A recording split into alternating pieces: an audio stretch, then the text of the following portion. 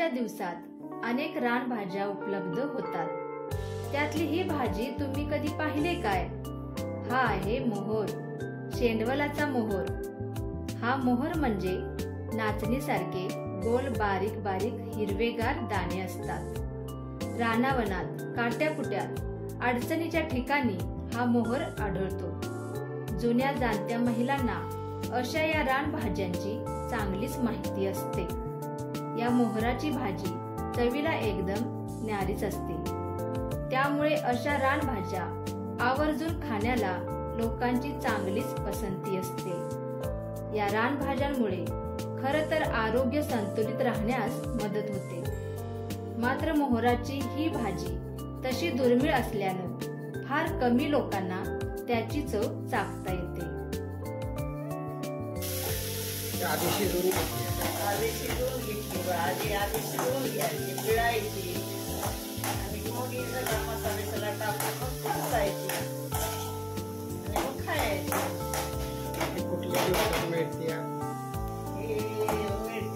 ह्याच्या भादव्याच्या महिन्यात मिळते ही। पावसाळ्यात उन्हाळ्यात नाही मिळत। त्याची पानाची भाजी खायला ती श्रावणाच्या महिन्यात पानाची पण चांगली लागते भाजी पानाची बी। आणि परत मग गौरीच्या महिन्यात येते मोहोर। आणि हे सगळीकडे मिळतो का मोहोर? कसं सगळीकडे सगळ्या रानात हे असतं, ती माहिती लागते। म्हणजे वेलासारखं असतंय, याला सारखं असतंय, चिटकीला असते, 2-3 पानं असते त्याला। त्याला मोहोर येतो पण ते भादव्याच्या महिन्यात शोधायला लागते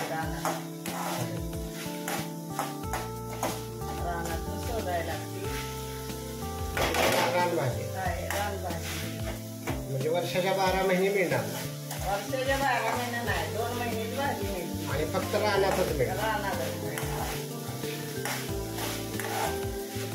इकायला येत नाही, काय नाही, रानात माहिती वाल्याला मिळणार भाजी। किती वेळ परतायला लागते? परतायला काय 5 मिनिटं लागते परतायला, नाही लय टाइम लागत। आता झाली तयार झाली।